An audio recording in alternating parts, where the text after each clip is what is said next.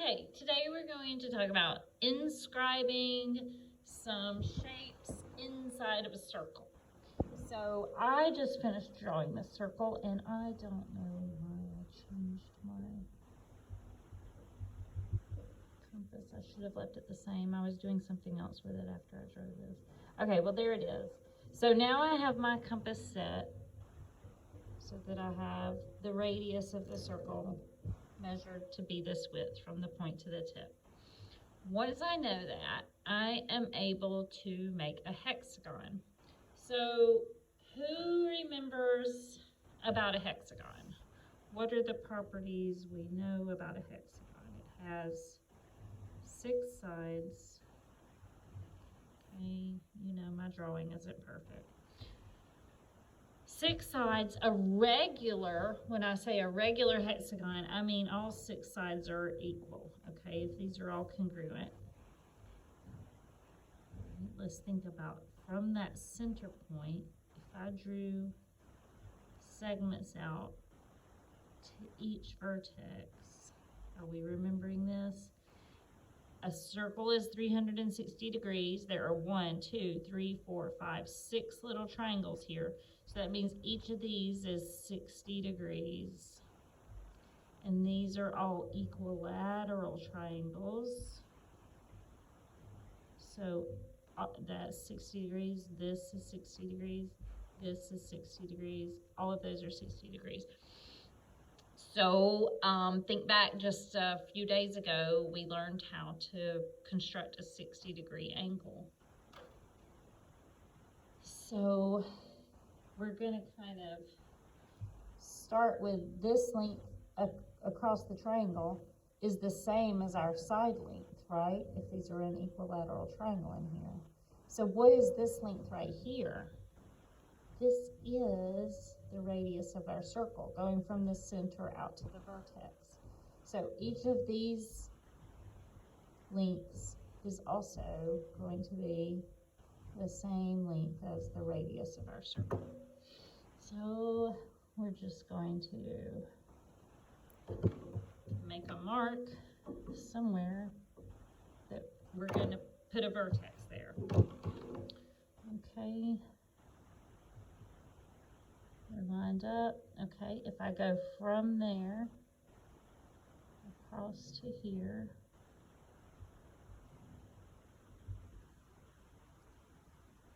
from there across to here, okay. Do you see that I have a 60-degree angle when I go from that point to where those cross? Because I just left my compass on the same measurement, made this arc here, those are equidistant. It is the same distance as this radius across here. So that means if I were to draw a triangle in here, all 3 of these sides are equal. So that means I made that 60-degree angle right there. So I just need to make 6 of these little equilateral triangles and I'll have a hexagon. That's the process we're going to use.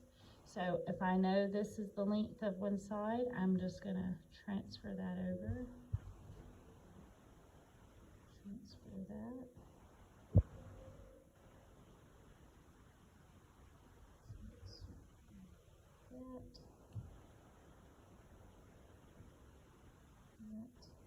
I'm just going to double check myself for these in up.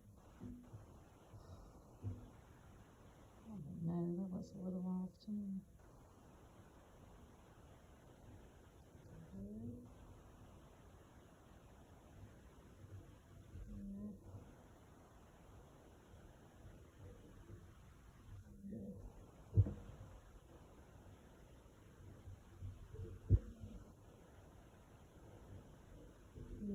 Okay, now it looks better. Okay, so these marks I just made along the outside edge of that circle are the lengths of each of my sides. All I have to do is connect them with my straight edge.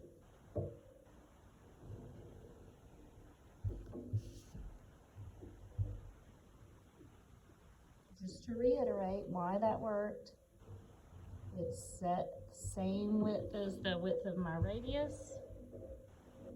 So I made a little tiny equilateral triangle that is having all 3 sides the same as my radius. So that means 6 little triangles are fitting inside of my circle. And that equals a hexagon. Okay.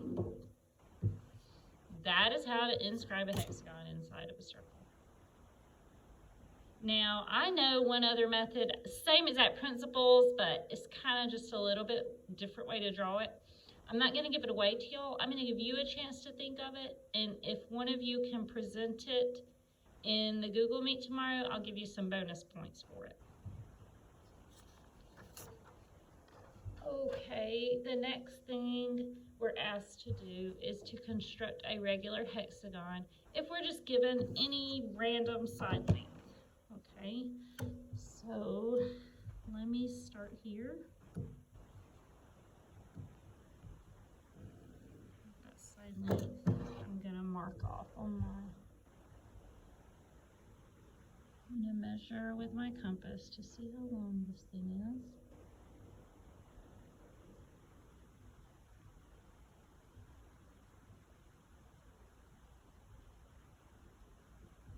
That looks about perfect right there.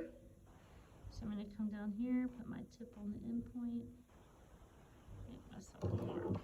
Okay, so I don't really need the rest of this. If I want to get rid of it, I can. I'm going to leave it slightly there just so you know it was there. But this is the length that matches my line segment.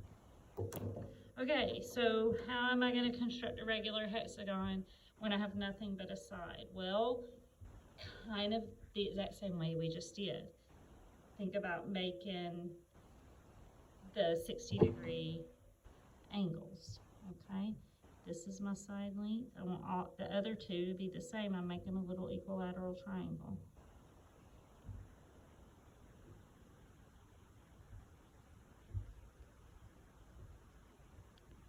Okay, so this is going to be the tip of my triangle where those 2 arcs cross.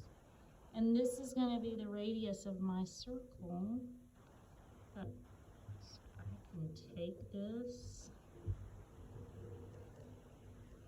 make a circle, and now I'm basically just following the exact same process I already did before. So whether you're starting with a circle or starting with a side length, you know how to make a hexagon, but either way, you're inscribing it in a circle to help you find all 6 sides being even. And that's it.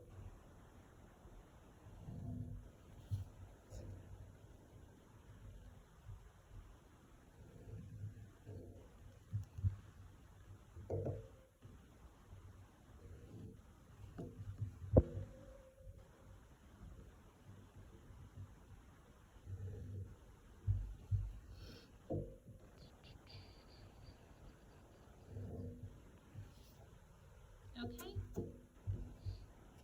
we made the hexagon, whether we were given the circle or whether we were given the side length. We kind of follow the same sort of procedure.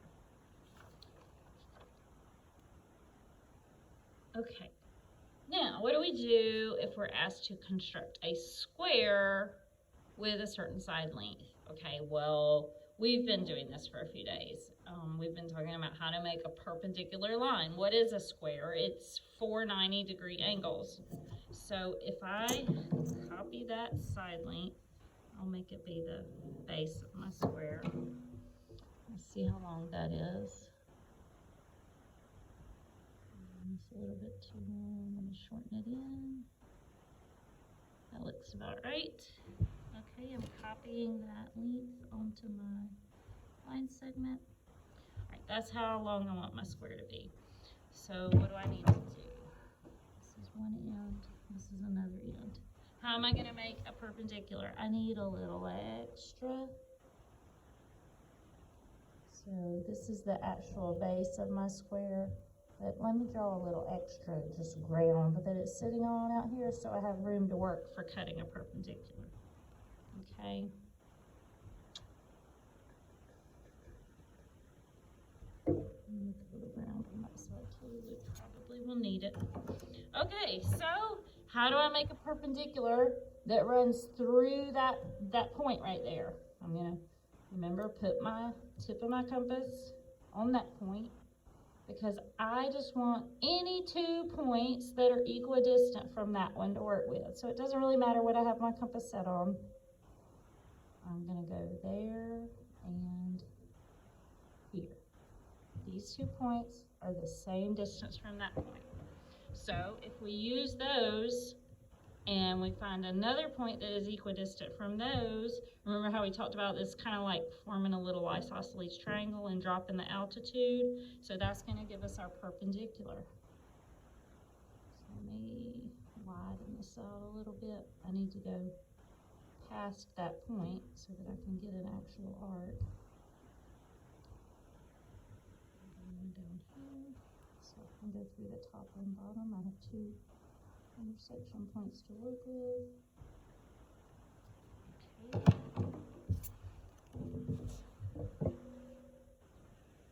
I'm going to connect them down here and up here.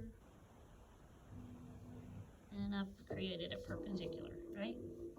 I can do the same thing on the other ends while I'm at it.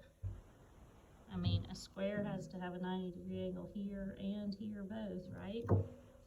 So let me do that. I'm gonna shrink this in just a little. I might should erase that point just a little so I don't get it confused with my new point I'm about to make. Okay, I'm gonna make one there and one here. Those are both equidistant from that vertex of the square. Now I'm going to find a point that's equidistant up here and down here so that I can cut a perpendicular through. Put my tip on there.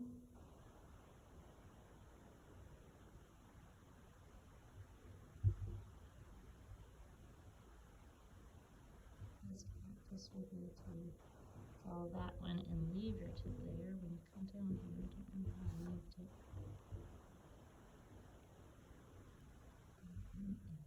This one. Okay.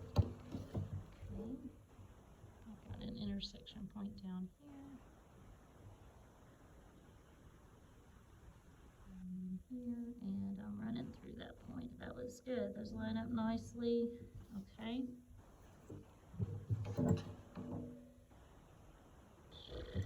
So, now how do I turn it into a square? I've got to go back to that. What is the length of each side supposed to be? Let me get my compass set on that length again. That's the same as my base. I'm just going to copy that length onto these 2 sides I made. Now, if you wanted to be fanatical about getting everything perfect, you could construct a perpendicular through that side and construct a perpendicular through that side and make sure they met up exactly right. But, I mean, it should work. Let's trust ourselves and just connect the 2 points. So I have a point here and a point here.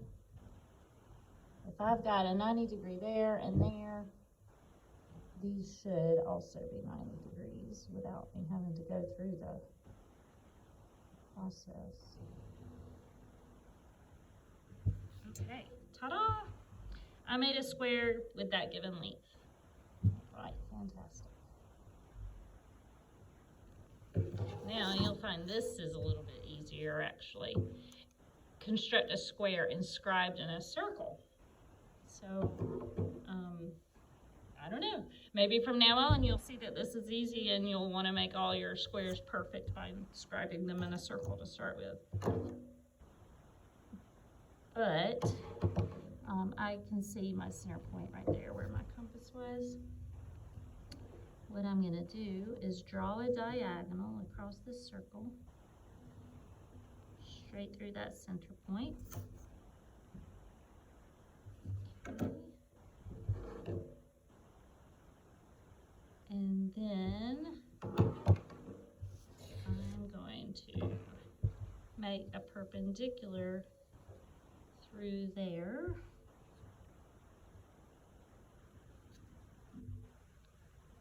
This way I only have to make the perpendicular one time instead of 2 times on these sides if I do it inscribed in a circle. It just saves a little bit of work. So let me go from that center point, mark 2 points that are equidistant from the center. Stretch my compass back out, make my arcs.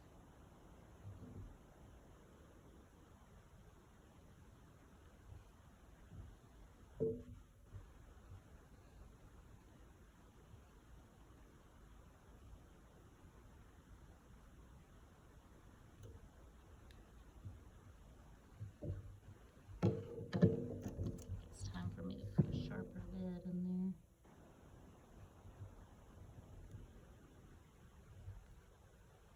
Okay, that looks perfect. This intersection point, my center point, and that intersection point are all lined up. So what I'm doing is I'm drawing another diagonal all the way across the circle. And this is perpendicular. So what do we have here, y'all? It makes it real easy. Think about this. If this is perpendicular, think about if these are the bisectors diagonal through a square. If I were to connect this point to this point,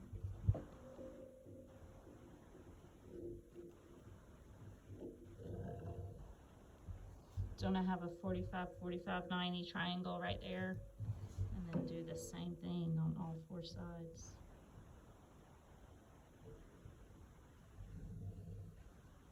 Also have a 45, 45, 90 there.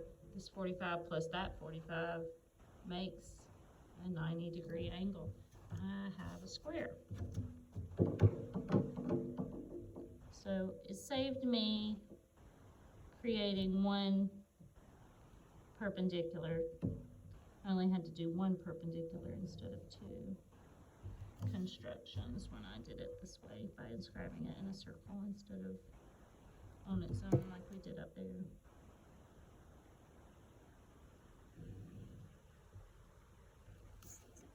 Okay, hopefully that makes sense. And you guys will send me questions if it does not.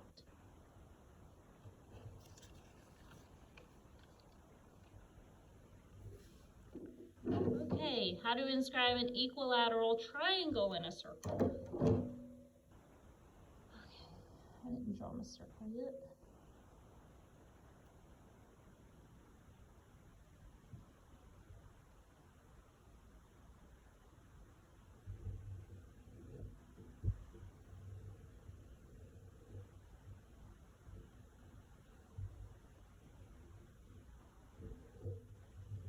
Oh, this is so much like the hexagon. So I've got my radius. I'm going to pick any point over here on the side. And if I have that arc going to that point, and this arc going through that point, then remember what I have made here is a little tiny equilateral triangle inside of there, right?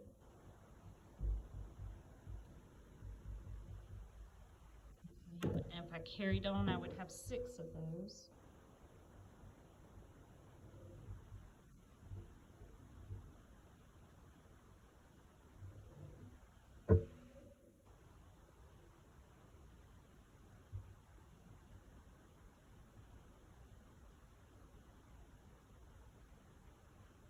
Perfect, those lined up perfect. Okay, but if I'm doing an equilateral triangle, I want something that has 3 sides, not 6. So what am I gonna do? I'm just gonna skip every other one. I'm gonna go through that point, skip that one, go through this point, skip that one, and go through this point. What happens when I connect those? I've just created an equilateral triangle.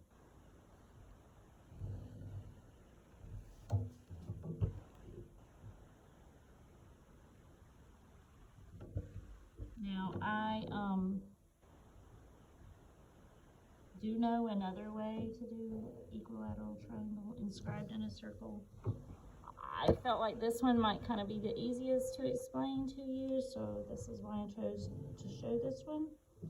But if anybody in the class wants to present another way, I would be happy to give you some bonus points for presenting another accurate way to inscribe an equilateral triangle inside of a circle. And the very last thing we're asked to do today is to find the center point of a circle when we don't know it. If you're given a circle and you didn't draw the circle yourself, so you don't know where that center point is, what are you going to do? What did we just learn in the days right before this?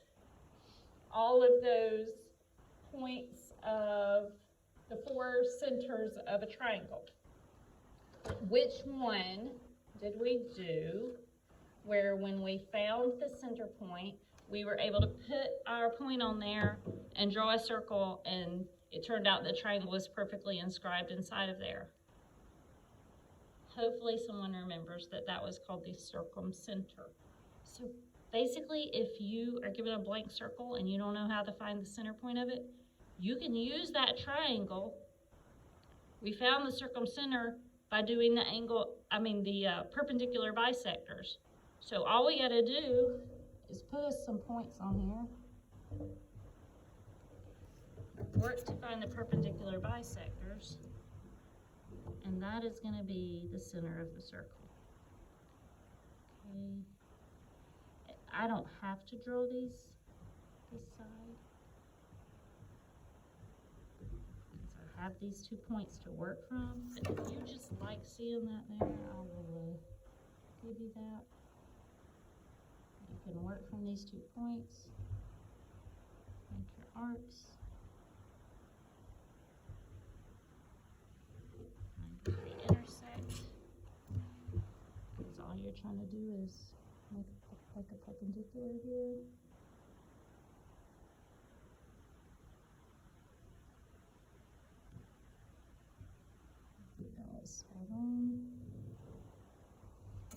Alright, I'm going to pick these two from here and here. Again, I just kind of saved myself the step of drawing this length of this triangle in here. I just kind of used my imagination.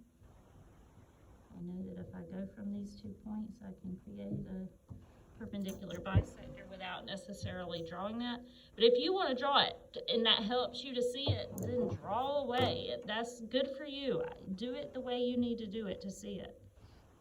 There's not really a right way and a wrong way. It's just whatever works for you. Okay, so here we go again. From that endpoint and from this endpoint. So you give me that perpendicular bisector.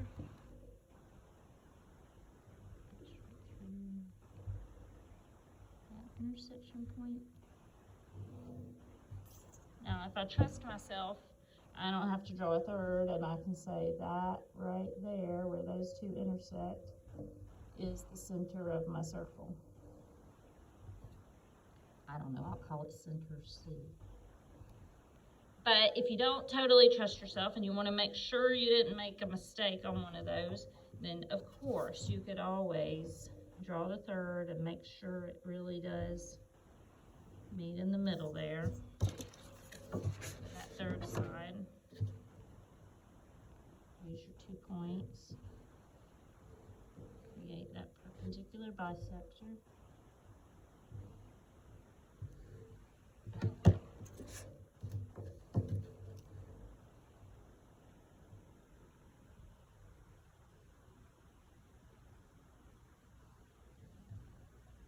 Mine are going to line up.